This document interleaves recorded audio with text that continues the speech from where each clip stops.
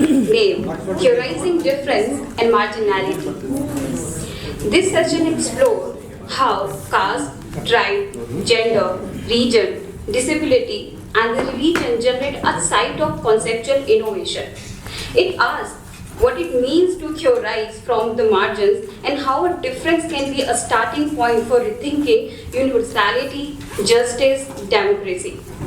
Drawing on Dalit Bahujan, Adivasi, feminist, queer, and subaltern tradition, the session invites a reflection on how the lived experience of marginality can become a source of theoretical creativity and critical insight within and beyond the Indian political thought.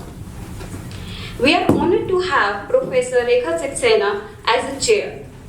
She is a distinguished professor in political science and serving as professor in Department of Political Science at University of Delhi. She currently serves as a head of department, honorary senior advisor to the Forum of Federation, and the vice chairperson of the Center for Multi-Level Federalism. Her expertise includes federalism, intergovernmental relations, constitutional institution, political parties, and election. Her works include her work includes Indian politics, Constitution Foundation, institution functioning, the 2019 parliamentary election in India. The speaker for our session are Dr. Nazima Parveen and Dr. Pankaj Kumar.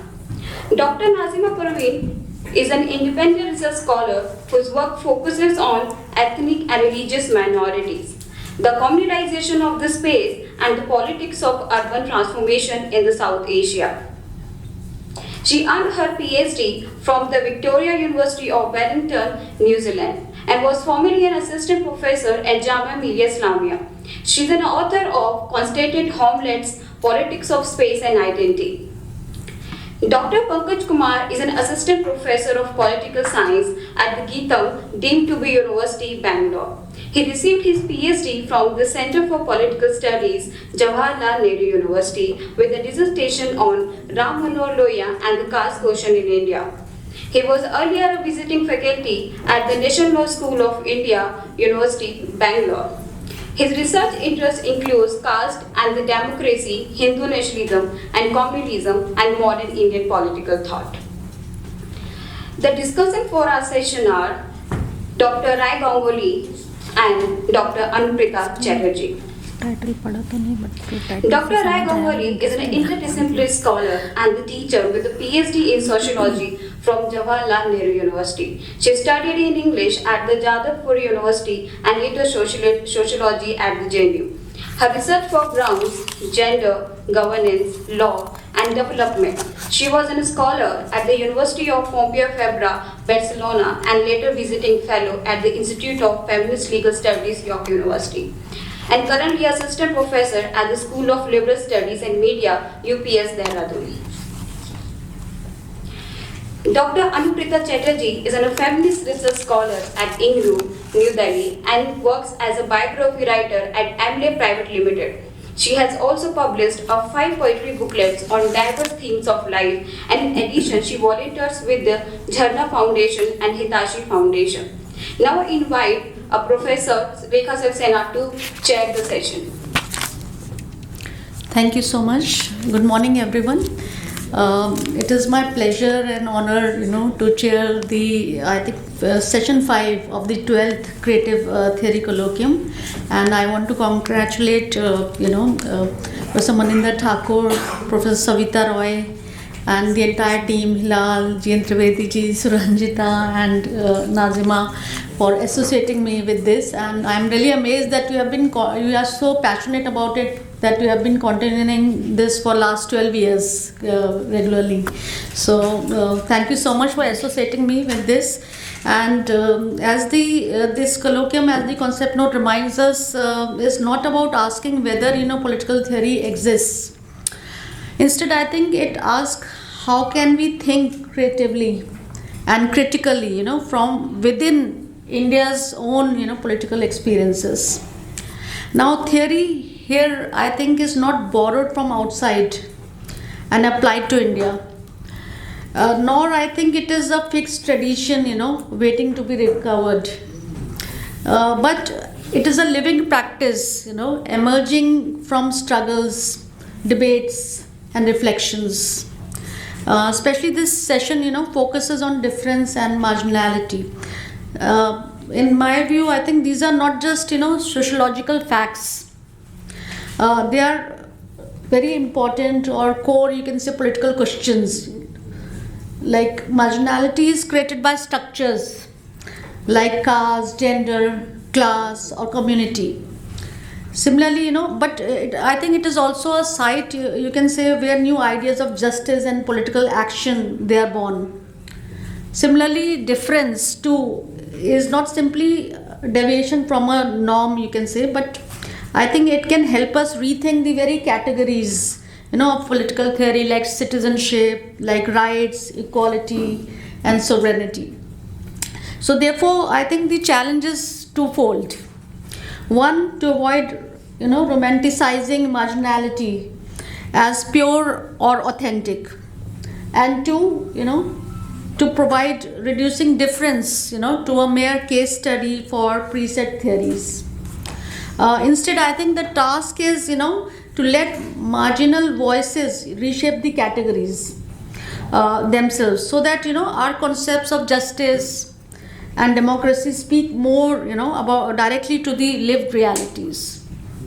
Now, this is not a question of opposing Indian versus, Western thought. I think it is rather about building, a shared but diverse grammar of political theory, where, Ambedkar, Gandhi, feminist struggles, tribal thought, ecological movements, and global traditions, they can all speak to each other.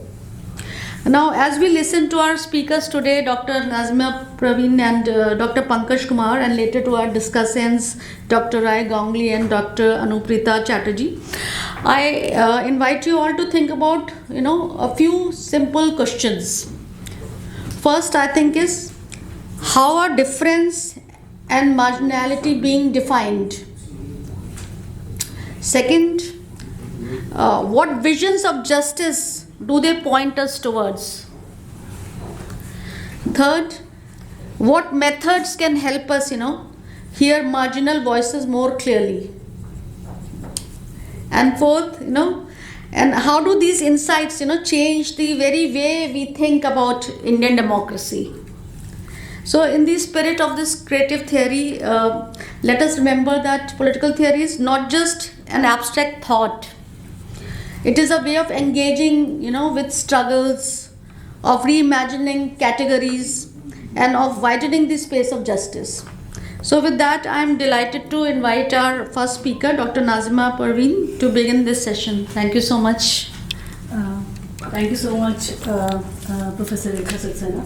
And thank you very much for the Creative Theory Group for inviting me for this, for giving me this opportunity to present my work here. I remember I presented my work, I think 5-6 years back, and now this is a kind of extension of that work. And to mention historical continuities that actually talks more about my work. So this is a work in progress, and I present this paper with much hesitation, and it requires more feedback. So it raises more questions than gives any answer. Thank you very much for that. And now, so what I'm going to present today is, the title of my paper is Dialectics of Community-Space Relationship, Exploring the Idea of Constituency in Post-Colonial India. I would like to do 4 things in this paper. First of all, I begin with an example to show how is a group of voters envisaged as a political community in the post-colonial Indian context. Secondly, I trace the historical origin of the question of constituency making to understand the relationship between electoral territorial constituency in purely constitutional terms and the political constituency often defined as a vote bank. Thirdly, I try to examine the conceptual implications of these 2 meanings of constituency and the limitations of the existing debates. And finally, I propose a framework to address these questions. So I would like to begin with an example. This is an abstract from the Metropolitan Council debates that took place in 1969 against the backdrop of a series of forced clearance drives during the Bharatiya Janasangh-led government in Delhi in 1967 to 1971. The Delhi government formed a Yamuna Bank Development Board, which produced a comprehensive scheme for the improvement of the banks of the river to revitalize its religious significance. Following this, the area between Old Delhi and Ring Road was cleared, and around 30,000 slum dwellers who used to live in this catchment area were resettled in Silampur and Simapuri colonies, popularly known as Jamnapar. Many such forced clearance drives were also carried out in the residential areas of Old Delhi. The debate between the Bharatiya Janasangh and Congress on this issue offers us an enticed insight into the nature of such moves. The Congress members alleged that selective clearance of unauthorized structures was being conducted as a punishment against the Muslim population of Delhi for not supporting Janasangh during elections. Apart from the Muslim factor, a number of Juggi dwellers evicted from these localities were immigrant daily wage laborers who had voted for Congress in local and national elections. By removing these sites from several municipal constituencies, it was alleged by the Congress that Congress members that BJS was trying to convert them into safe electoral pockets for itself. On the contrary, BJS justified its selective clearance drive to showcase Congress's apathy as evidence of Muslim appeasement. A member of Janasangh stated, I quote, "The Congress had kept the residents of Old Delhi as captives within four walls just to gain electoral benefits. Now that they have been brought out in the open air, Congress members are criticizing Janasangh and trying to act as the savior of Muslims," unquote. Interestingly, while Congress criticized the demolition drives in Old Delhi and surrounding areas, Bharatiya Janasangh received appreciation from its educated middle class support base for the improvements it made to the national capital region by immediately fencing cleared areas, widening the roads, and developing parks and green areas on demolition sites. This more than 5 decades old discussion demonstrates an interesting process of constituency making and its spatial manifestations during the election and non-election times. It also highlights the sociological communal aspect of the process by which an electoral constituency is formally and informally demarcated and produced. So what is a constituency? Let us problematize, because we always understand constituency more specifically in terms of electoral constituency. Let us problematize the idea of constituency by tracing its historical roots in the Indian context. Technically speaking, the term constituency stands for the manner in which the state defines groups of citizens for the purpose of electing a political representative. A constituency may be purely territorial or based on the identification of community of interest, depending upon the principles adopted by the state. In both cases, spatial location or territory is an essential aspect of delimitation as well as political mobilization. In this sense, the notion of constituency combines people and space for the sake of representation. This definition of constituency underlines a conceptual challenge. If collective interest of a community is taken as a principle to redefine them as a constituency, their one-dimensional identity gets legitimized in official sense. In such a scenario, their collective interest will eventually be defined in relation to their self-declared political identity. On the contrary, if a constituency is demarcated purely in a space-centric manner, the people living in that electoral district will be treated as an identical homogeneous political group. In this case, again, their one-dimensional secular identity is assumed to be the core element of their political interest, while their cultural or religious associations are treated as secondary considerations. The Indian case is an excellent example to explore this conceptual dilemma. The delimitation of social groups as political constituencies in practical sense establishes electoral representation as a mode to make legitimate claims and counter-claims over space.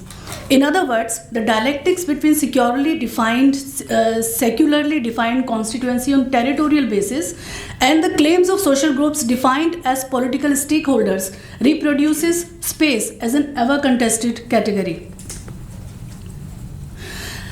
Now I will talk about the contradiction. My work on elections during the colonial period demonstrates the historical origin of constituency making in the Indian context. More specifically, it highlights the communal production of space through the process of the identification of communities as electoral constituencies or interest groups and delimitation. The Indian Delimitation Committee 1936 offered a definition of communal territorial constituency with a class-based franchisee for separate electorate. Following this legal criteria, each ward, village, city and province were officially delimited into Mohammedan, non-Mohammedan, general or Hindu, Sikh, Jain, Indian Christian and other constituencies. For instance, Aligarh was defined as Mohammedan urban constituency, while Banaras and Calcutta were demarcated as general Hindu urban constituency due to their respective dominant Muslim and Hindu cultural character. The women constituency was also identified as a subcategory in this broad classification of Indian communities. Thus, it was defined as women Mohammedan urban constituency and so on. The provision of separate electorate and delimitation led to three developments. It promoted the exercise of gerrymandering, which means the reorganization of municipal boundaries for the consolidation of electoral majority as well as communal majority. Secondly, formation of political organizations on the lines of political organizations and voluntary groups on the lines of religious identity for ensuring adequate representation. And finally, the formation of electoral boards on the same lines, like the Hindu electoral board and Mohammedan electoral board, for ensuring fair elections. This specific colonial form of representative politics, which was debated, rejected, negotiated and translated by the Indian political elite, communalized politics as well as socio-economic relations in colonial India. It produced a specific kind of homeland politics in the post-1940s that eventually led to the partition of the subcontinent. The Constituent Assembly of India, however, adopted a secular principle of political representation and rejected the religious identity-based reservation, responding to the dangers of the consolidation of communal majority and electoral majority, a fear raised by Ambedkar in the debate on political representation. Article 325 of the Indian Constitution explains that A. No person shall be excluded from any electoral roll on the grounds of religion, race and caste, and B. To discard any provision of reservation on the grounds of religion, but the same to be continued for socially and economically marginalized SCs and STs. Following this, the idea of a territorial constituency was adopted. It was a significant shift from the colonial demarcation of communal territorial constituency. The concerns of the adequate representation of religious minorities and other social groups was left to the process of democratization and secularization within political parties as well as social groups. The constitutional principle, in this sense, proposed a new imagination of a secular modern Indian identity, which was to be materialized through the electoral process based on secular principles. The electoral politics in independent India, however, continued to evoke religious identity and symbols for the mobilization of voters. The evocation of Muslim Mohalla as miniature Pakistan, citizenship rights and belonging communalized minority identity, while the symbol of cow and beef remained popular in electoral mobilization even in the 1950s and 60s. This transformation shows a contradiction between the constitutional definition of constituency and its actual politics, where the religious identity and symbols continued to play an important role in electoral mobilization. In this particular context, especially in the post-1967 resurgence of communal politics, the idea of Muslim vote bank emerged as an explanatory term to explain the political behavior of Muslim communities in the atmosphere of communal polarization. It is important here to explain the conceptual function of the idea of Muslim vote bank. It is projected as the only way to explain the political behavior of Muslim communities, either as a symbol of separatist tendencies, which is seen as a threat to secular democracy, or as a reflection of minority insecurity in electoral analysis. At the same time, the template has also been evoked to criticize welfare schemes or affirmative action for Muslims as appeasement or favor at the cost of other communities by the BJP-led NDA in recent years. This line of criticism is revised in the current scenario to define Muslim voting behavior as vote jihad against the ruling BJP. In short, a natural conduct involving obligation and reciprocity, which is an important feature of representative politics, is employed to objectify the political identity as well as cultural, which means culturally diversified, usually undefined aspirations of communities. Although the myth of consolidated Muslim vote bank reflecting collective strategic mindset or the so-called national Muslim aspiration has been scrutinized by scholars in recent years like Ahmad Verma, Gupta, Yadav and Professor Manindranath Thakur, the term remains contested, and so the projection of the political behavior of Muslim communities and the politics over it. Interestingly, the scope of vote bank as an analytical template has expanded in a profound manner in recent years, where the terms like Hindu constituency or Hindu vote bank is evoked in political campaigns in a binary opposition to the notion of Muslim vote bank. The claims highlights the tension. These claims highlights the tension intrinsic to the analysis of the electoral behavior of highly diversified group of voters. This reflects a paradox in the Indian politics, the secular constitutional principle of political representation and the use of religious identity-based political symbolism to either promote or reject religious polarization in actual politics. This paradox leads us to discuss the overlap between the two meanings of constituency. As I mentioned earlier, constituency is a territorially defined category representing the interests of secular citizens, and constituency as a sociological space underlining the supposed mindset of a group of people and their interest orientation who may or may not live in a geographically defined territorial unit. Limitations of analysis. I will not talk about this. The limitation of Indian political analysis on the question of constituency making and representation of social groups is worth highlighting here. The recent debates on the theory of political representation emphasizes the fact that the cultural context of political institutions and practices must be given serious intellectual attention. Michael Swart, for instance, suggests that we need to adopt an approach that takes the cultural movements in political representation to be as important as electoral ones. For shifting our frame of reference, focusing on representation as a dynamic and differentiated process of claim making. This was a quote. This suggestion is useful to highlight the absence of a debate on constituency making in the realm of what we call Indian political theory. Indian political analysis is still revolving around the notion of vote bank to make sense of the complexities associated with the dynamics of space-community relationship in electoral terms, which we just discussed.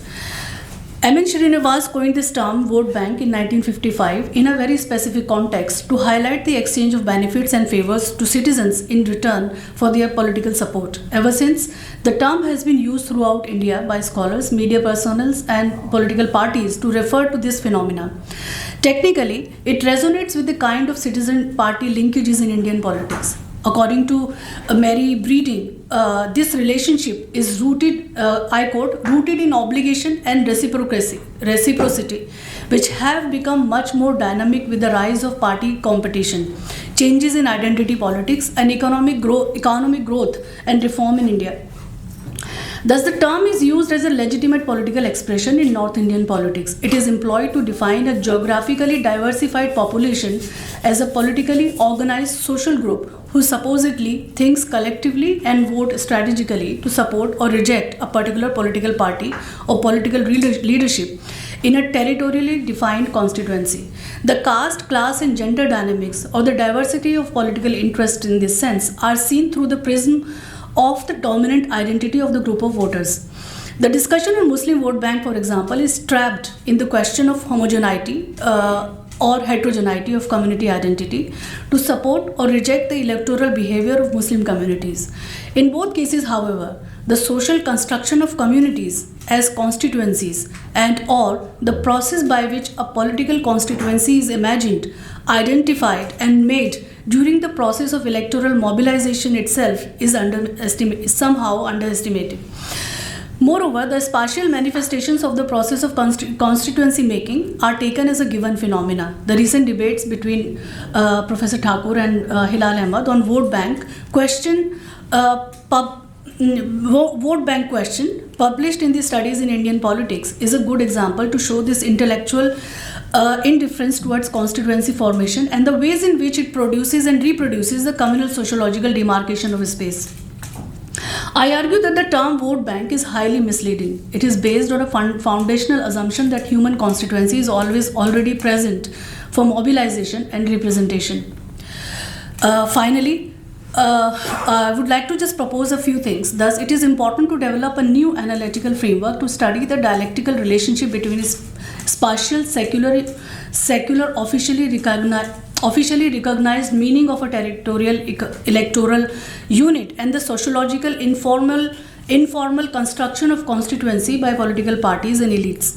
I propose 3 analytical points in this regard. First, the cultural context in which political institutions are located must be given full attention to make sense of the political processes. The contemporary debate on delimitation, especially in the case of Assam and J&K, is a revealing example. It shows how mapping of electoral constituencies and religious identity overlaps in actual politics. Secondly, the informal political acts, unwritten norms, and everyday transactions during the non-election times should be studied to make sense of the process of constituency making. The current phenomena of forced clearance, demolitions, and communal violence in this sense may be seen in relation to the informal process of constituency making, which could lead to the homogenization of residential localities on the lines of religious identity. Thirdly, the space-centric approach to the debate on political representation might be helpful in making sense of the complexity and diversity of political behavior in different territorially marked electoral units in different contexts. Thank you. This is where I am. Thank you, Dr. Nazima, for this very insightful presentation. I think Dr. Nazima reminded us that the category of constituency, often taken as a neutral unit of democracy, is in fact historically layered and politically contested. And from colonial communal constituencies to the secular principle of territorial representation, and then to the popular re-emergence of vote banks, we see how representation itself is shaped by difference and can also reproduce marginality. So thank you so much. And now I invite the next speaker, Dr. Pankaj, Kumar. This microphone ये जा नहीं पाएगा शायद. अच्छा ये sorry.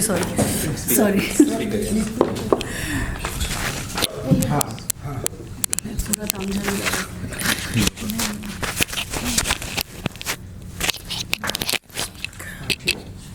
Hello, am I audible?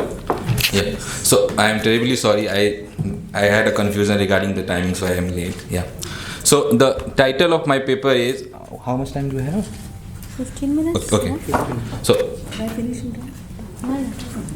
So the title of my paper is Caste as a Universal Grammar of Inequality: The Distinctiveness of Ram Manohar Lohiya's Theorization of Caste. So this paper delves into Lohiya's theorization of caste to cull out certain distinctive elements of his thoughts which can be employed for understanding different regimes of inequality. While race becomes a natural candidate for comparison with caste, which is evident in the renewed attention that the link between caste and race has received recently. However, this paper does not specifically deal with caste-race relationship.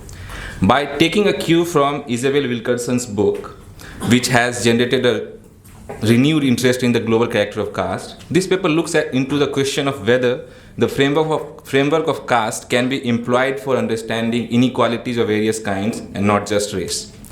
The intention here is not to privilege caste as the primary mode of inequality around the world, but to blunt its exceptionality. Such a task becomes necessary because even though the Dumonian injunction of conceptualizing caste as an exceptional institution has been widely criticized, however, the ways in which caste can be used to understand other societies have remained vague.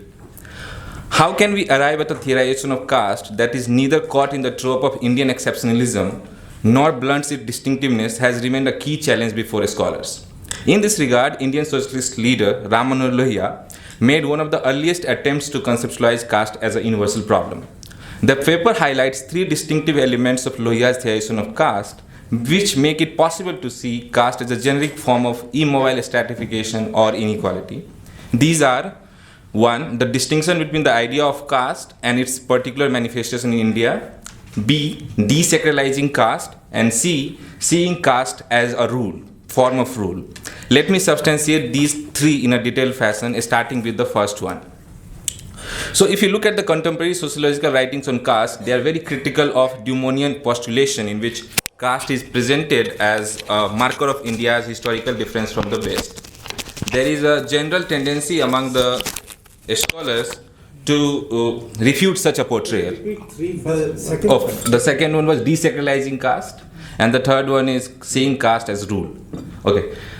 So there is a general tendency among the Indian scholars to refuse the portrayal of caste as something which is very specific to India. They have tried their best to make a strong case for taking the materiality of caste seriously, and warned against the tendency to perceive it as an ideology whose license lies in Hinduism. To illustrate, Jodhka writes, I quote, "Social science literature on caste tends to view it as a peculiar institution of the Hindus, emanating from their past tradition and religious beliefs, scriptures. Such an Orientalist view of caste also denies the possibility of deploying the framework of caste for understanding caste-like descriptive hierarchies that exist in many other, if not all, societies." Interestingly, Lohia was far ahead of his times in terms of not seeing caste as an exceptional institution specific to India. Therefore, sociologists like Jodhka would surely find their intellectual ally in Lohia on this issue. Instead of perceiving caste as a site of Indian exceptionalism, Lohia went ahead and treated it as a universal problem. According to him, quote, "Some may be inclined to think that caste is a specifically Indian phenomenon, in the sense that caste has endured an undeniably long time, that it has acquired some very sharp features. It is a unique Indian institution. But as an institution in which different classes of population have found their proper place and do not dispute much with one another, it is universal." End of quote. Hence, instead of stating whether castes are unique to India, Lohia advances the claim that castes are both generic and unique at the same time. While the idea of caste is universal, its manifestation in India is unique. By making a distinction between the idea of caste and its particular manifestation, he ensured that neither its distinctiveness is blunted, nor is it deemed as an exceptional structure specific to India. Lohia was of the opinion that although caste is a universal problem, what is specific about India is its longevity, extreme rigidity, and not its presence per se. He reiterates, quote, "In a sense, caste is a universal phenomenon. The tiny beginnings of its roots were laid bare by Mr. Khrushchev when he bemoaned in present-day Russia the unwillingness of persons with a higher education to do manual work. The rift between manual work and evaluation of one as the lower and the high and other as the higher, and the increasing complexity and permanency of this rift are behind the formation of caste. The Indian experience of caste goes farther than any of other nation, and all the world may have lessons to learn from it." End of quote. So if we combine the previous two quotations for Lohia, the idea of caste is tied to two things. One, immobility, and the other is superiority of mental work over manual work. And these two features are not specific to caste and can also be found in other social structures. Therefore, he thought that framework of caste could be deployed for understanding any immobile social stratification system across the world. Clearly, such a view cannot sustain the idea of Indian exceptionalism. It directly goes against the Dumonian idea of contrasting Indian society with that of Western society and deeming the former as incomparable. This gives rise to the question, what allows Lohia to see caste as a universal problem? The answer lies in his philosophy of history. So in his book, Wheel of History, Lohia rejects the idea of a constant and irreversible human advancement that lies at the heart of linear view of history. He found such a history of triumphalism deeply problematic, for it fails to appreciate the true nature of historical change. The reason is pretty simple. There is no place for defeat, decline, or setback in such a narrative. But history, according to him, which is a strange combination of tragedy and triumph, has hardly followed this linear template. As an alternative to it, Lohia offered a cyclical view of history in which the triumph of a civilization is as central to its eventual fall. So Lohia claimed that every society oscillates between rigid social stratification, which is caste, and mobile stratification, which is class, and vice versa. He saw caste primarily as an agent of stagnation and civilizational decline.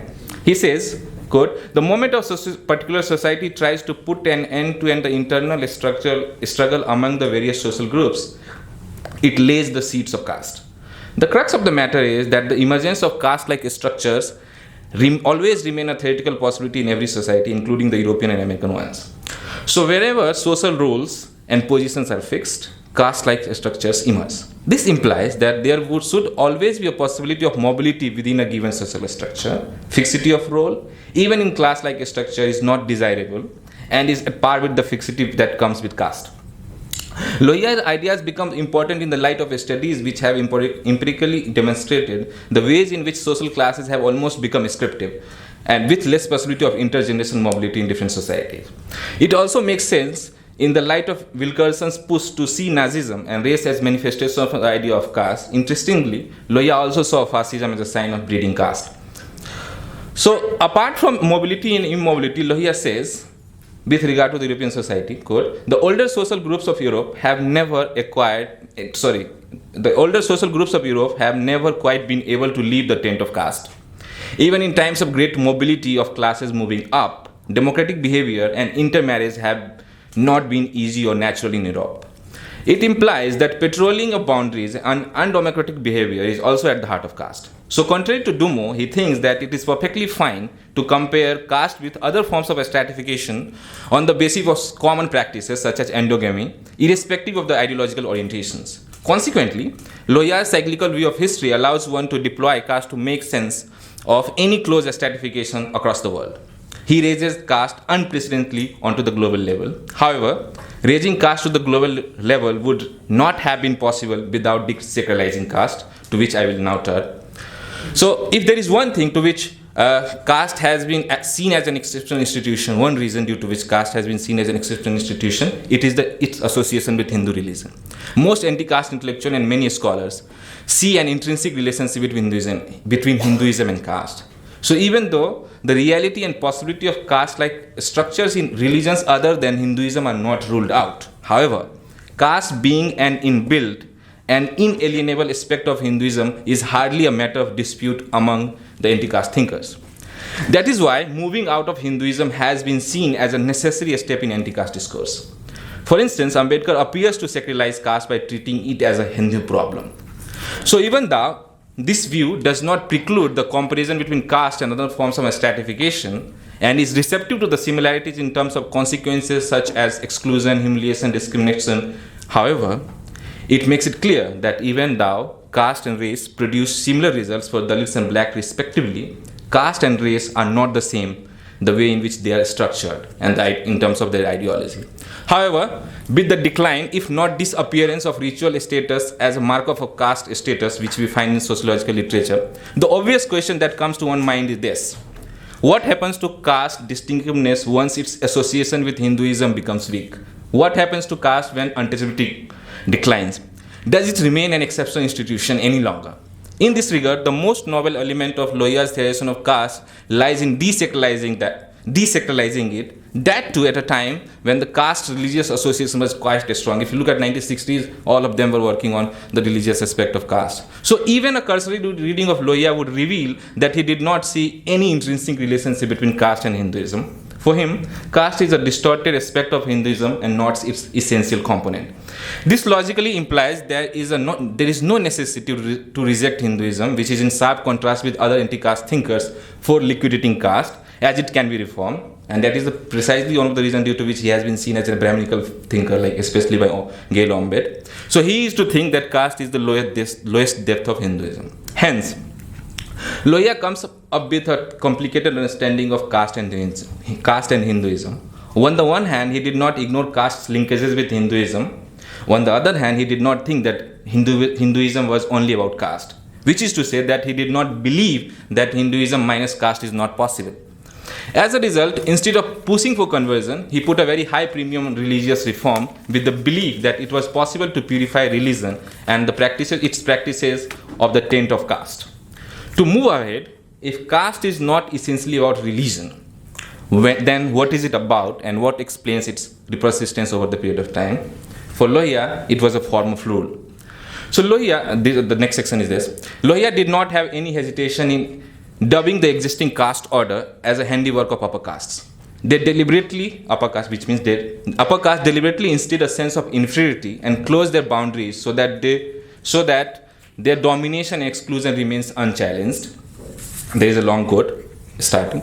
There must be, Lohia says, there must be something fantastic about 40 lakhs of people so immobilely, so pitilessly, and so completely over 40 crores of people ruling over. How do they manage it? A known recipe of feudal, aristocratic, or caste rule is the success with which a ruling class is able to distinguish itself from its own people, so that the masses themselves recognize the distinction as just and fair. The distinction pertains to a speech, dress, and a style of housing.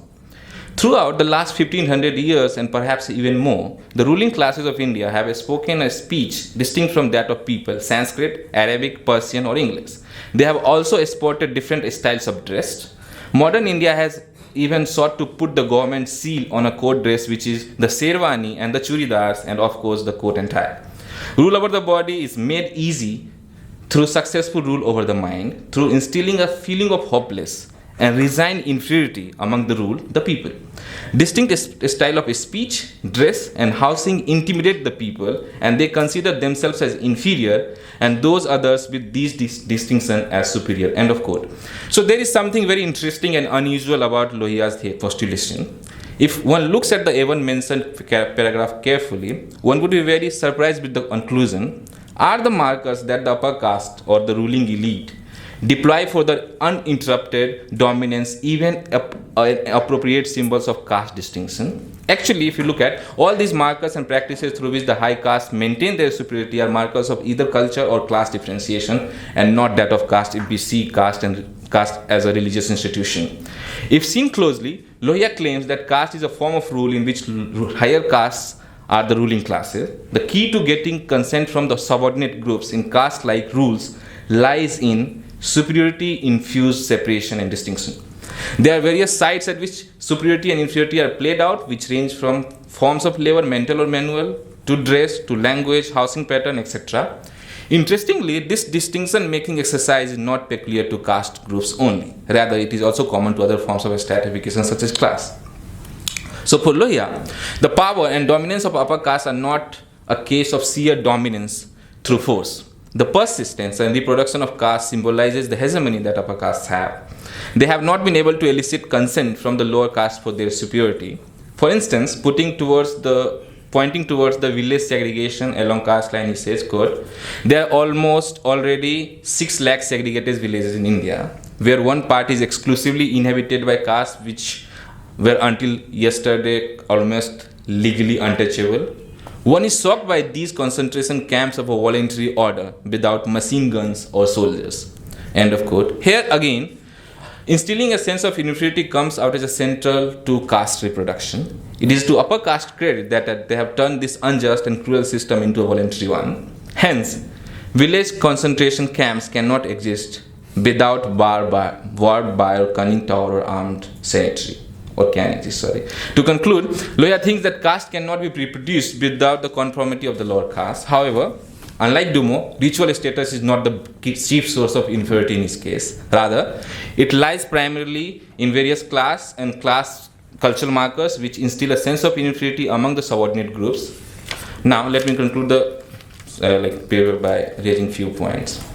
So even though, if you look at Lohia's writings now, even though Lohia's ideas might appear generic in the way in which the caste studies has progressed, however, what is certain is that some of these ideas have longer roots that go back to Lohia, a fact which we hardly recognize, which is evident in the omission that one see, Lohia's omission from academia. So, Lohia's writing vividly showcases that ways in which caste can be deployed for any immobile stratification system across the world.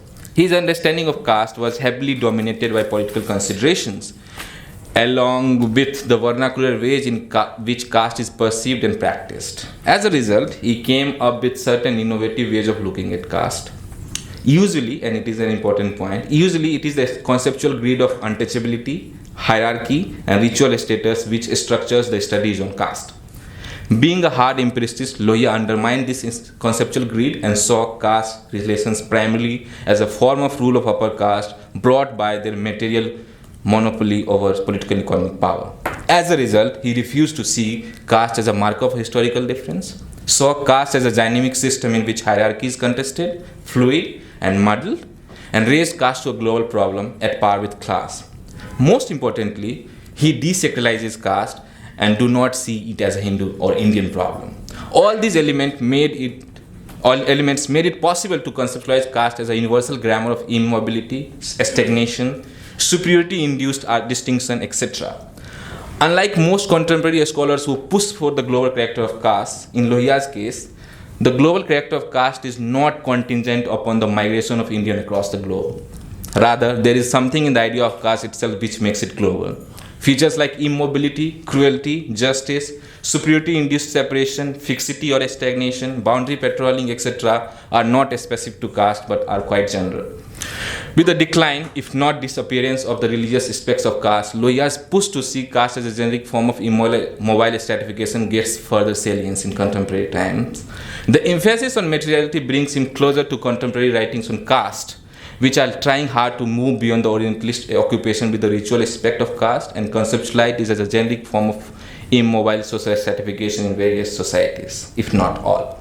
The disessentialization of caste is important not only due to its anti-Orientalist or nationalist overtones, but also because it makes caste less exotic and exceptional. Seeing caste as a form of stratification is a necessary precondition for forging solidarities with oppressed groups, and it is this plea for solidarity which undergirds his agenda of 7 revolutions. Thank you.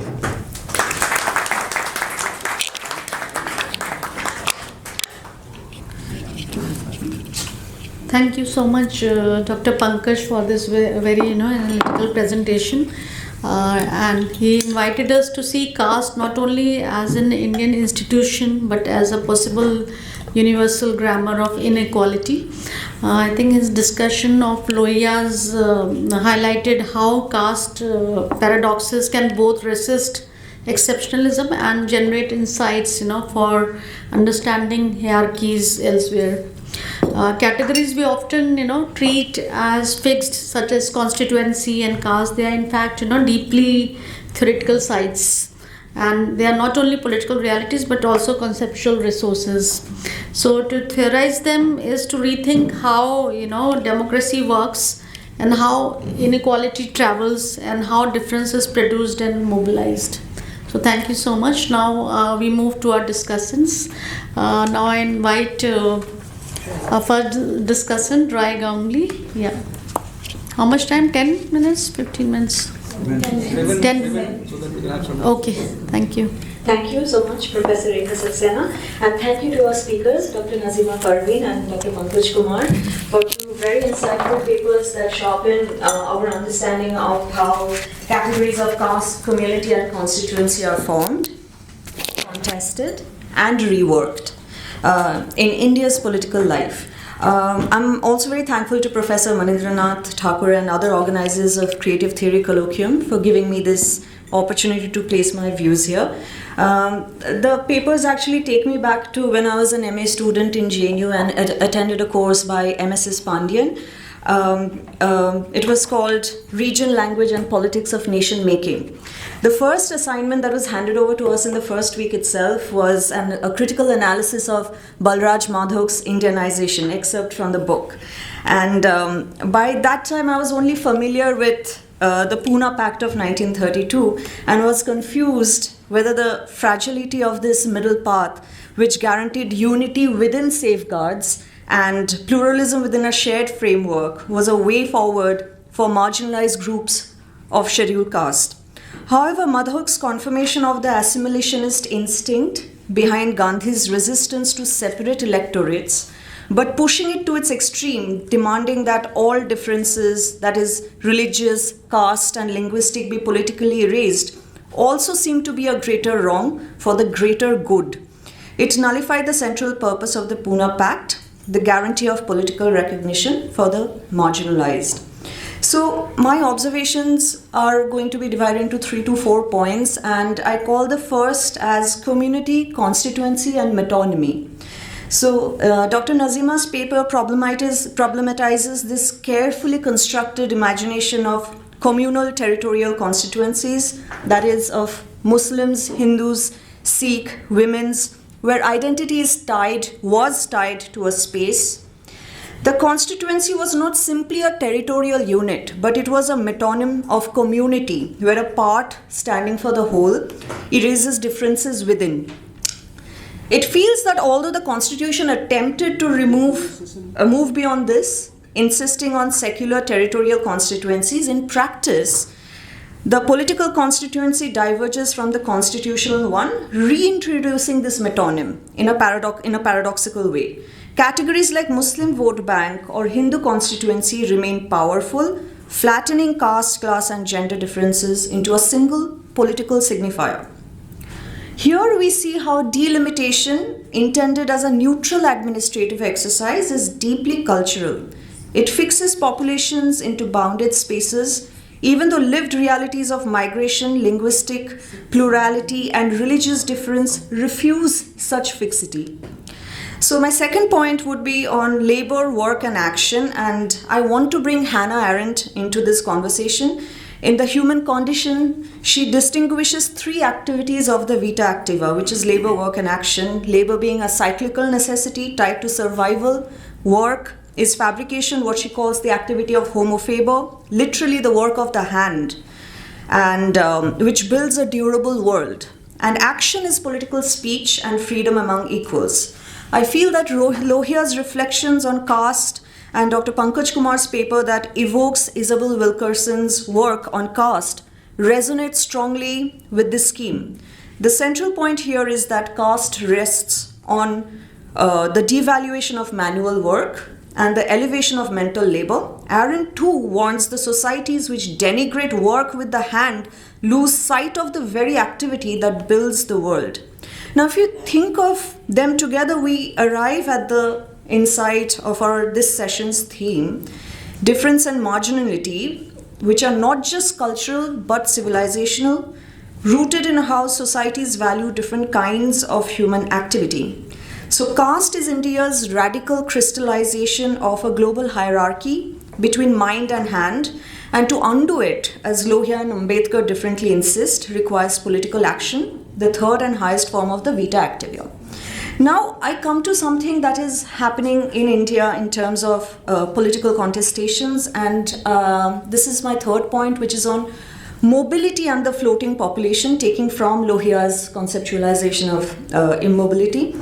Lohia writes that every social order must retain the possibility of mobility. This line is especially relevant when we think of the migrant workers today. And Maharashtra, for example, depends on labor from Bihar, UP, and Jharkhand. These migrants seek mobility, yet remain politically immobile. They are counted demographically, but excluded electorally. They vote in their home constituencies, where their presence is absent, and are absent in their host constituencies, where their presence is undeniable.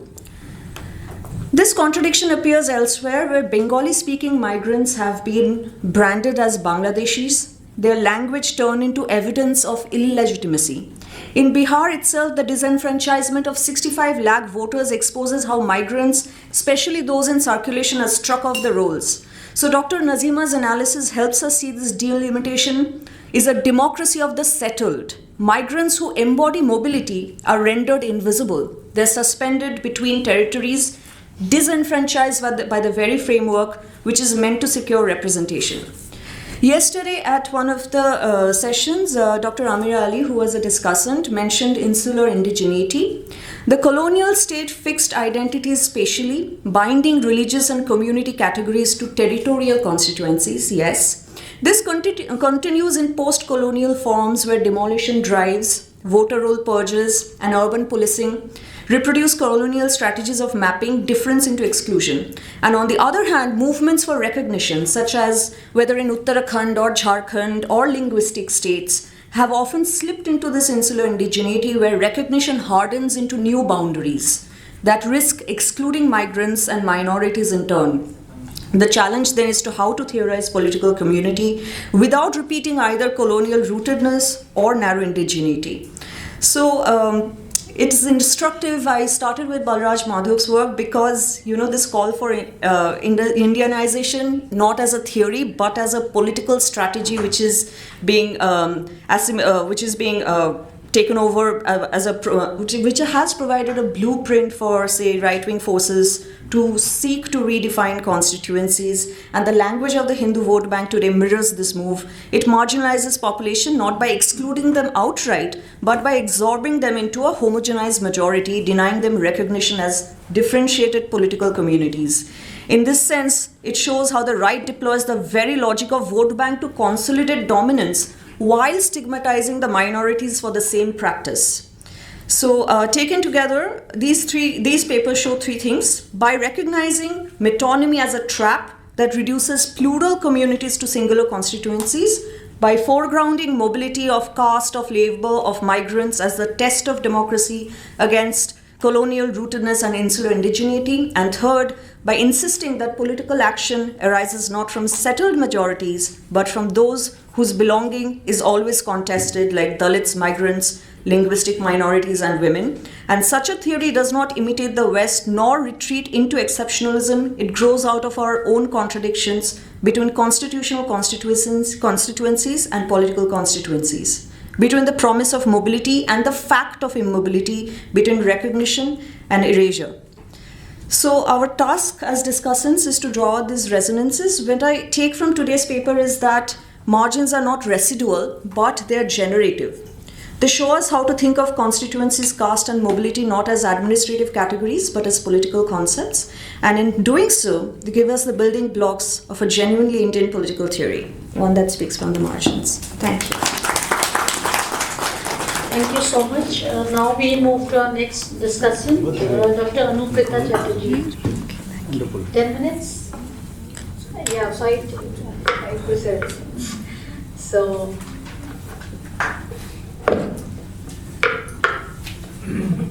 there is just quick 5 to 6 points that I want to make. We are always deciding between justice and injustice. And this particular discretion itself leads to marginalization, often. And caste is the grammar of mental slavery. The Constitution without civic responsibility means nothing to us. There is a lack of dignity of labor in our country. That is why the caste itself is existing. Because the menial labor, as rightly pointed out by Sir, has been reduced to something which we do require in our everyday life, but we don't recognize it ourselves.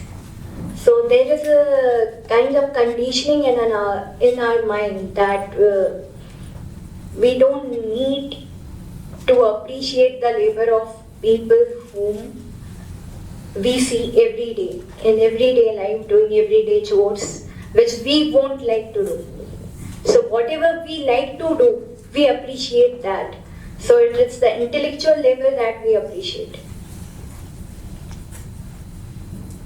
And the affirmations that we assert are and should be in alignment with our duties, our constitutional duties.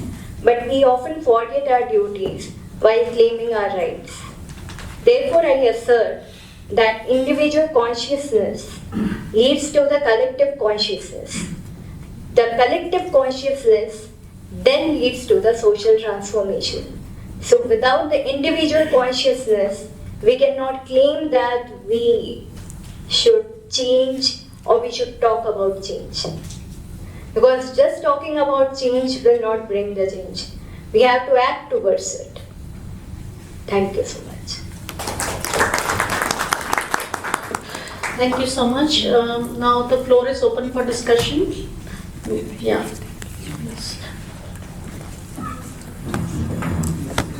I have one question to Dr. Pankaj. So, can we think about caste outside, Hinduism? Because, the way Lohia defines caste is completely different from, the way Ambedkar defines it. So, where do you locate Ambedkar's, assertion that religious sanctity is something which actually concerns, right? So how do you think about it? I think we can collect some questions, then they can respond. Dhananjay? Yeah. This is to Nazima ji. Thanks for your very, very impactful presentation. Just to understand, can we say that the tension between social and political are intrinsic to liberal democracy? Because as you decide the nature of political, the social will eventually form that political for majoritarian per se. So, is this the intrinsic part of the liberal democracy? And to Pankaj, one thing is, Ambedkar would say that when you universalize the concept, you will sometimes lose specificity.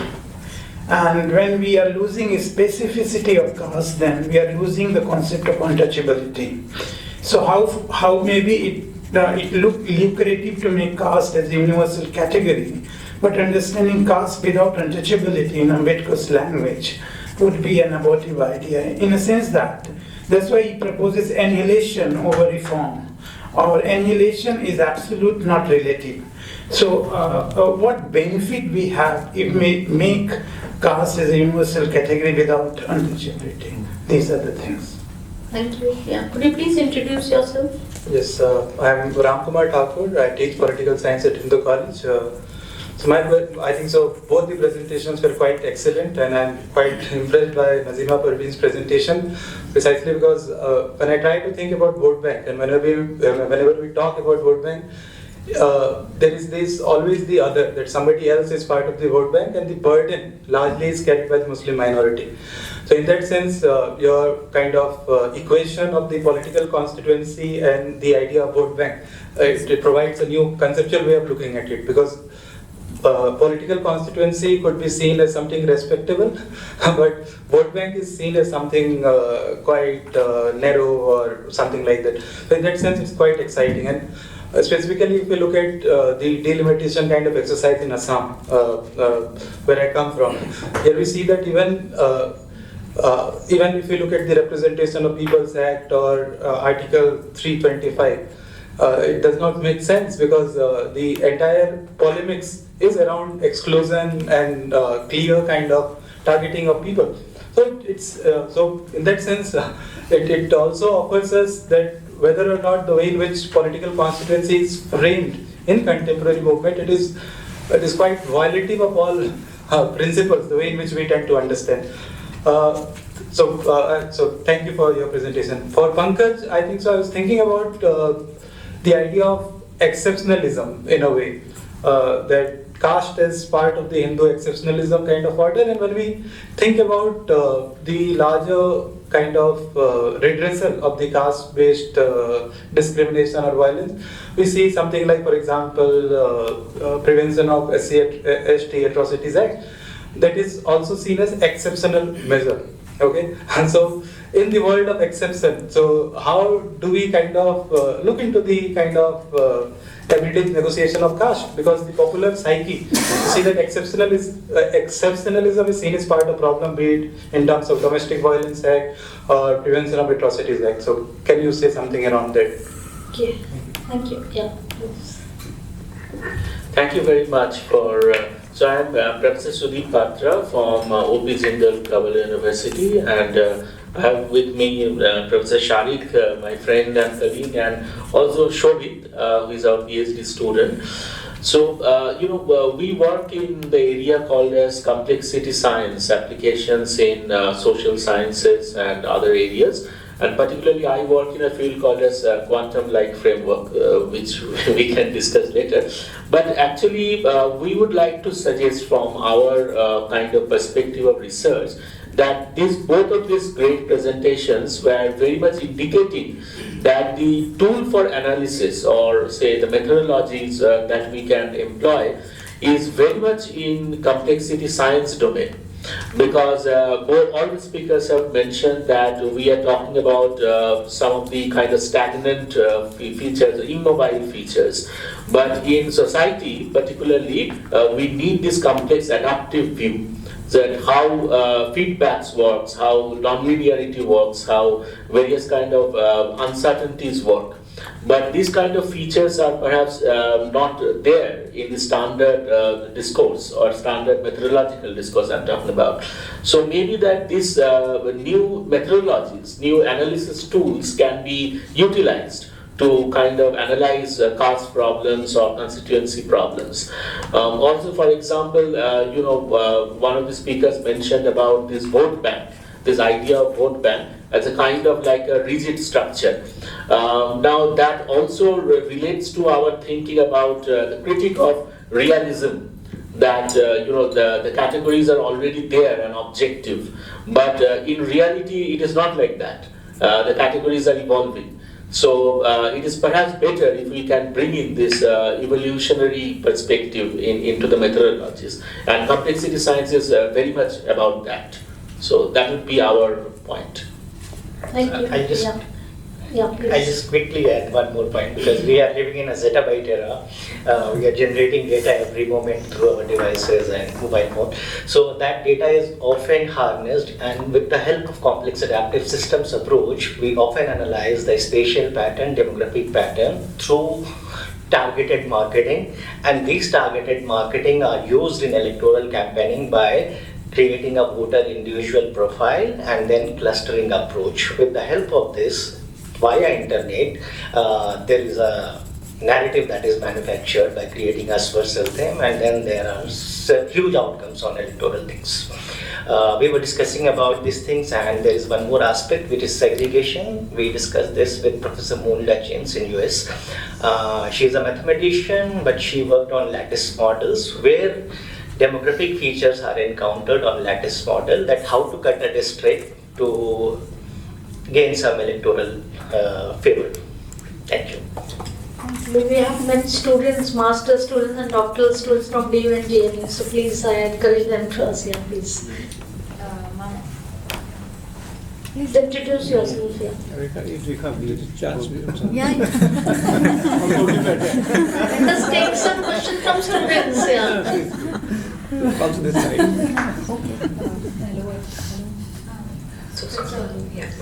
Hello everyone, I've come over here. My name is Kritika. I'm from Hindu College. I've come with Swastika.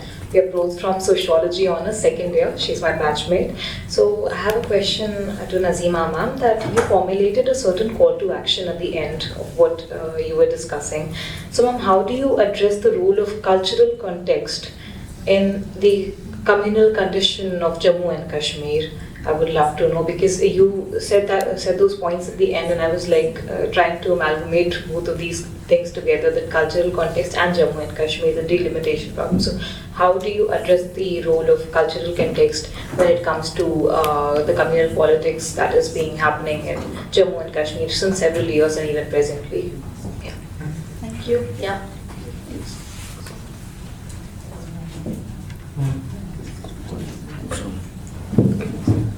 Good morning all. My name is Shiva Pilwan and I am from Delhi University. I have completed my master's this year. My question is to Pankaj sir. Sir, Ambedkar has emphasized on the discrimination between communities based on religion, race and all. So he was comparing India and West. The discrimination on the basis of caste in India and discrimination on the basis of class and race when it comes to West. So Ambedkar argues that nowhere in the world there is discrimination, but nowhere in the world there are dictates in the religion which say that a particular community should be discriminated.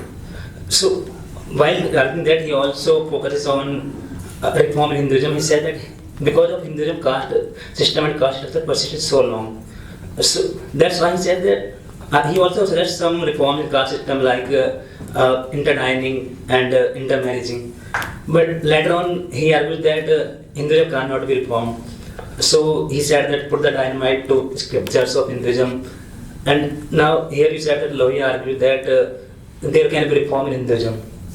So I'm just curious how Lohia defends and how Lohia argues against Ambedkar on these measures, and what are the measures on the basis of which Hinduism can be reformed. Thank you, sir.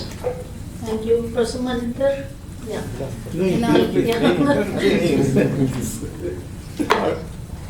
Okay. Small questions, I think, not too much. Nazima, do you think this tension is a strength of Indian democracy? Because if we only depend on the community or on the territory, probably there will be a problem, and the bargaining capacity of people will be less in that case. Second point is that why do we think vote bank is a negative point? And the article that I wrote and Hilal has attacked so much, and a lot of people thought that we will never talk together again. Creative theory always brings us together despite attacks. But I accept his criticism very well and publicly, that I'm so happy that he attracted my attention towards certain things. But yet I feel that, in fact, in India, the community voting is very normal. I just wanted to know how a particular community manages to vote together. If I go to any other community, upper caste, like in Bihar at the moment, 90% upper caste votes for BJP, invariably. And there is a reason, very solid reason for that. And I think all these communities, when they vote for selected parties, it's not unreasoned voting. I think 2014 election, which I analyzed, there was a huge insecurity in that area that I could feel, and that brought them together. I analyzed the data that how in previous elections such kind of collective voting was not there. Only in 2014 that happened. And since then, this is a problem. We know that this is a problem, and so probably society is being more polarized today, whatever reason it is. So in that case, in fact, the individual's autonomy depends on the community's bargaining capacity.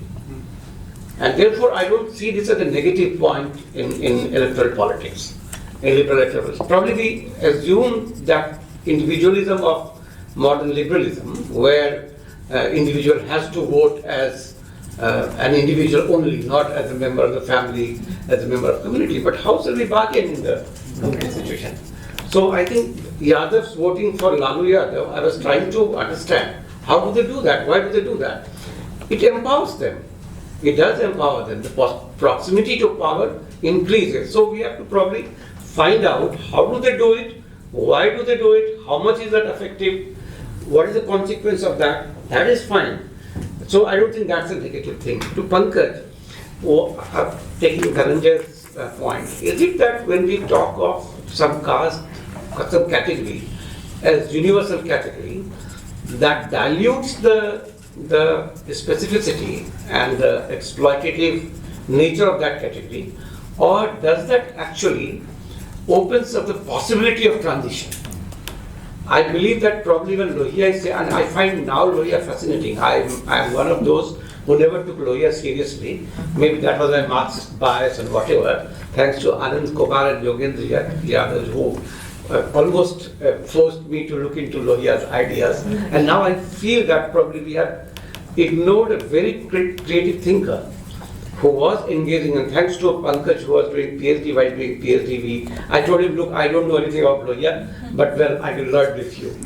And I think this is a wonderful point, that if you look at larger connection, probably that also explores the possibility of transition.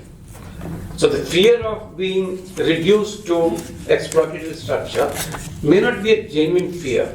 Maybe that actually blocks our vision of how we can really transform things. Same could be in terms of nation, when Gandhi and Tagore were debating about nation. So probably that I would like to see. Yeah. Thank you, Hilal. And then last, I think we can have second round every time permits. Okay. Yeah. So, please be brief and focused. Yeah. Very brief. Two things. One to Nazima, if you could say something more about electoral votes in colonial India. What was the structure of that kind? Is it related to election commission data or not? I'm not sure about it. But what was the nature of those electoral votes? That's one.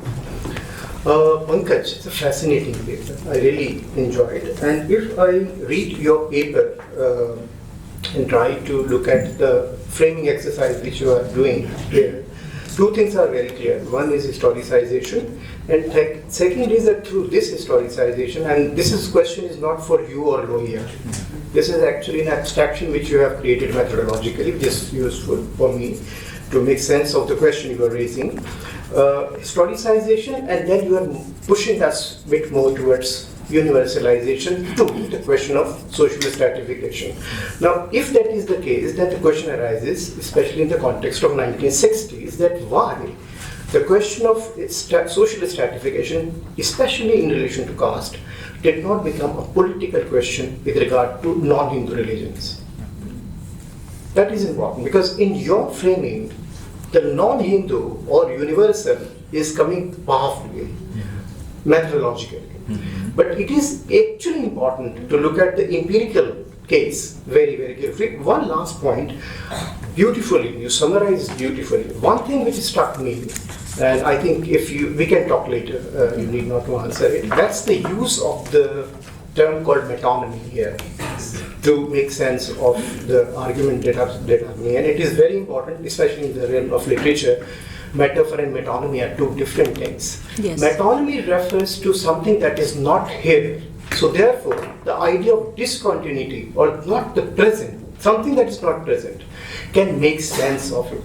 So I think you tried to push us in that direction. We can talk about it later. Thank you. Thank you. Yeah, please.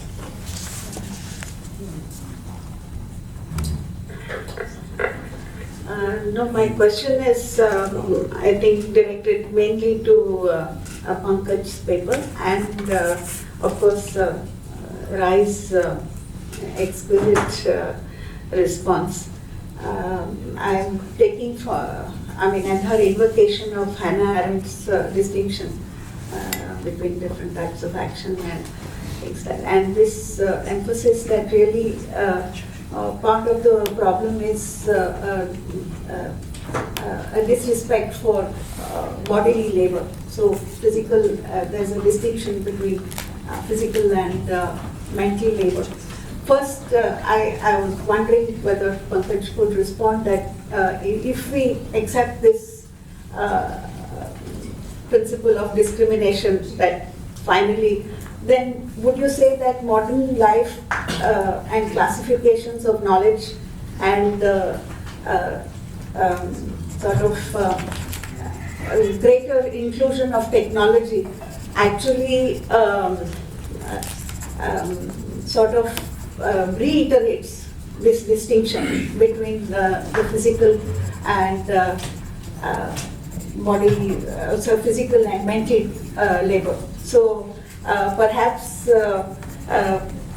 in terms of the fundamental basis for this discrimination, we have only regressed further rather than advanced. I'm saying this because many people think that the advance in technology erases caste formulation. Also, just briefly to mention that in traditional societies, especially in religion, because again the relationship to religion had come up, there seems to have been, I'd like your response to this, there seems to have been an awareness of how this distinction between physical and mental labor could create trouble. And I refer to before the 19th century in amongst the Brahmins, Hindu thing, and also the monastic traditions of Jainism and Buddhism, which tried to not just critique Hinduism but reform, and the Devbandi tradition. This idea that the priestly class and the intellectual class is that they should be aware and respectful that they are dependent on bread labor of others. And therefore, the insistence that they live on the charity of society. And Devbandi, as far as I know, the Devbandis even today follow that custom. So in traditional societies, and by that I mean also the relationship to religion, there seems to be an effort to create this awareness. I'd like your response, and that awareness has been forgotten. Amongst the Jain monastic tradition, I know that it is still followed, that the Jain monks still go house to house collecting their daily food. So I just want your response to that. Yeah, thanks. Thank you, Mahesh. Ma'am, I just wanted to flag one issue, that is the export of caste along with IT. And this is very evident in UK, USA, Canada. If you go to UK, in London, you have gurdwaras which are based on caste. You go to USA, you have Nata, Nara, and you have the district, that's North American Telugu Association, North American Andhra Association, and you will be shocked to know the district court where these associations took their issues to the district court in New York, they imposed penalty of wasting the time of the court. That's a very serious issue. In UK, they wanted to come up with an SC/ST Act, but of course that was not done, that was shelved.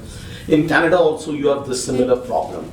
So the issue is very serious, that it's not within the country, but we are exporting a caste with IT and other services and goods, which is posing a serious challenge, and how do we overcome this problem? Now the problem is in the school education. What is the kind of pedagogy we have in imparting education to the kids? Can we have a gender neutral, caste neutral, religion neutral pedagogy in terms of imparting education? And how does the national education policy, how do you look at the issue of caste within the context of the national education policy? So Madam Anupreeta, I heard you, and so Madam. Thank you so much. I am told by the organizers that we just have 5 minutes left. So, and there's so many others who have raised their hands. So I think during lunch break you can have discussion. Yeah, this side. Oh, yeah, please. Okay, one question from that side. Thank you so much. I had to. Okay, right. Actually, you are sitting on the left side. Maybe that's why I ignored. No, so my question is to Pankaj, and I would like to draw from the questions that both Dhananjay sir and Manindra sir asked. I'm partly convinced by Lohiyite position on caste, of not entirely attaching caste to the Hindu religion per se, but I also want to sort of bring some insights from the field that I had, which was primarily in Karnataka. And civil society in Karnataka are a lot more tempted to follow Lohiyite perspective than Ambedkarite. So Lohiya came a lot before than Ambedkar did. And one of the points that many of the activists made there was that how the dilution of specificity of caste that you mentioned through Lohiya's position actually became both a space for transition, for activists to connect with lower caste society, and their Brahmins are very less because it's south, so it's mostly the tussle between dominant caste and the lower caste. So it allowed them to engage in a transformative space, as Manindra sir said, but at the same time what it also did is that this dilution of caste allowed Hindu majoritarianism to embed itself in Karnataka society, primarily because there was a destigmatization of caste. So because of this,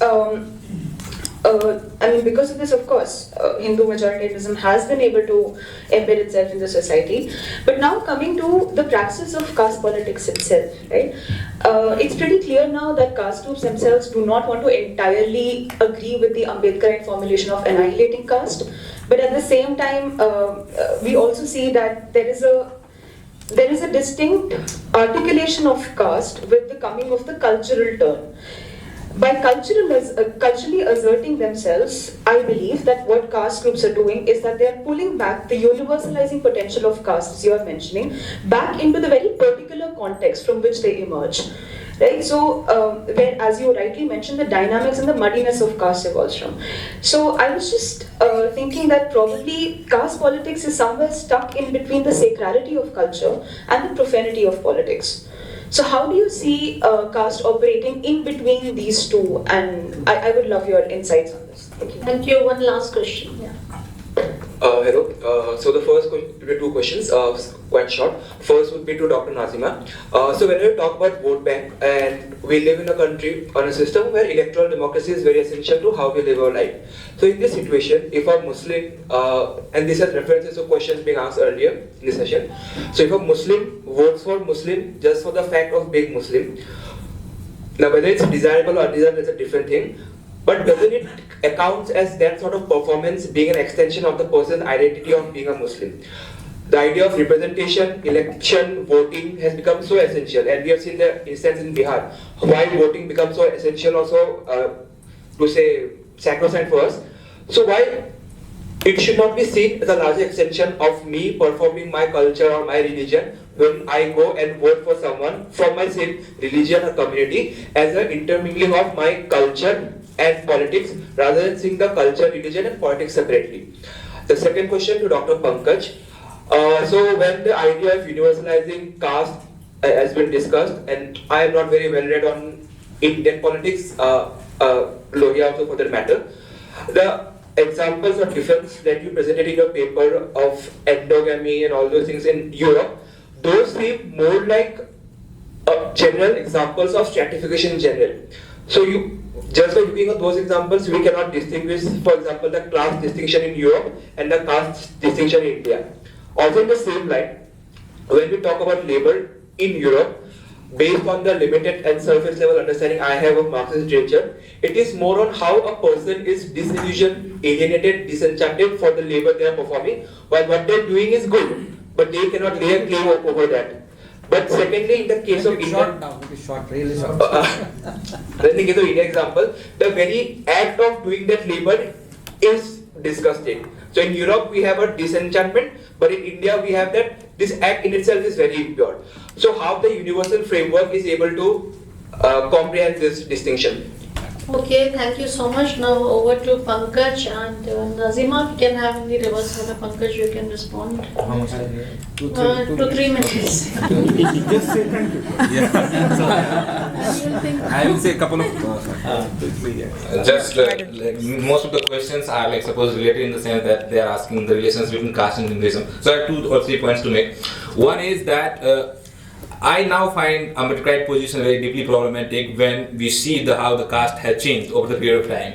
So if we continue obsessed with untouchability as something which is very specific to caste, and if you see the drastic decline of untouchability, where do you locate the specificity of caste?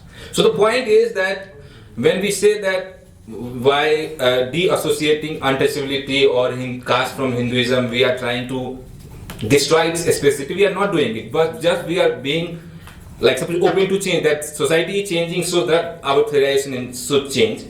Secondly, if you look at literature on caste, I also think that there has been too much obsession with caste seeing as a state of mind something which is attached to notion, and many a times I say that if caste is a state of mind, how do we eradicate it? By doing brain surgery. So if you look at Lohia's writing and all, they are saying okay, notional change is important because cruelty can't be tolerated. But at the same time, we will have to attack the structures of caste. What is it which sustains caste? And it is like suppose material, like suppose resources which sustains caste. With response to Sanjana, so this question that I have been asked this question that how do we see the caste relation, is it the case that Lohiite kind of caste politics facilitated Hindutva or not? So my point is, look at Maharashtra. They had a radical anti-caste politics, but they have Hindutva before Karnataka. So I don't see, there might be some overlap, but I don't know whether we can suppose see any relations between them. And that's these two. Thanks. Okay, thank you. Nazima attacked both of us.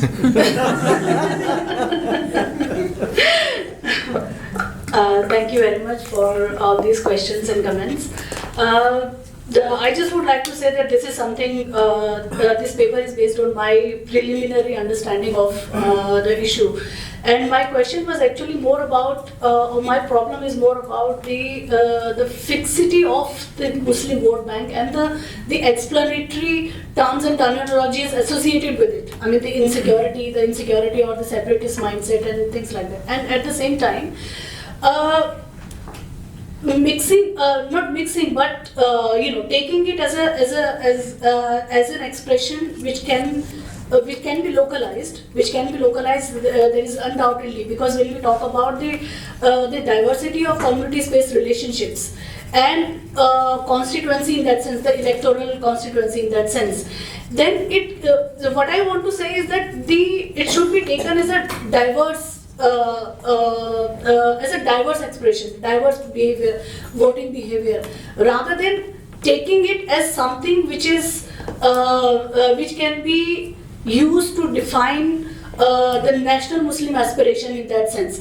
And this tension is not because the term per se, but it is because, and this is what I was trying to, my paper tries to explain, that how this tension is historically evolved because of the historically evolved categories. So the problem is not being Muslim and Hindu, but the problem has been historically evolved to categorize, to look at Hindu and Muslim as communal categories. So that communalization of space and the construction of Muslim and Hindu identities as political communities, specifically that the way it evolved during the colonial period for the purpose of representative politics, separate electorate and things like that, that actually makes it really complicated and a complex issue in the post-colonial India. And of course, it also signifies the absence of vocabulary. So it's a tension. It's a tension even in writing the paper. I mean, it becomes so complicated that how do you define it? So without reproducing those kind of that vocabulary in its sense. So it has been very challenging for me as well, and definitely because when I do the work, of course, as I develop the idea, then definitely I would look at the other dimensions of it. But I just want to say that this should not be treated as the only way to express that behavior. The question about the J&K, I don't know much about that case, but we know that how Kashmiriyat, the whole, the notion of Kashmiriyat has been gradually and historically communalized. So Kashmir in itself, the J&K has its own, contested histories. But yes, as I said, I think that explains that how Hindu-Muslim communities has been defined as political communities, and the identity itself has been communalized, and specifically when it is placed in a binary opposition to the secular and inclusive idea and inclusive notion of nation, then it becomes more complicated. So, as you said, Dhananjay said that it's intrinsically, part of the democratic electoral democracy, because there is always this danger, and I think this danger was very much visible in the debates between Gandhi and Ambedkar during the Pune Pact and later on in the Constituent Assembly as well. That there is always this danger of the transformation of communal majority into electoral majority. So that will be the majoritarianism. I think democracy in itself brings out this possibility of majoritarianism. Thank you. Thank you so much. Once again, I thank our presenters Nazima, Pankaj, and discussants Ganguly and Anupreeta for their very fascinating and insightful presentations, and to all the distinguished participants for your very, important interventions. We have not responded to speakers. I mentioned discussants.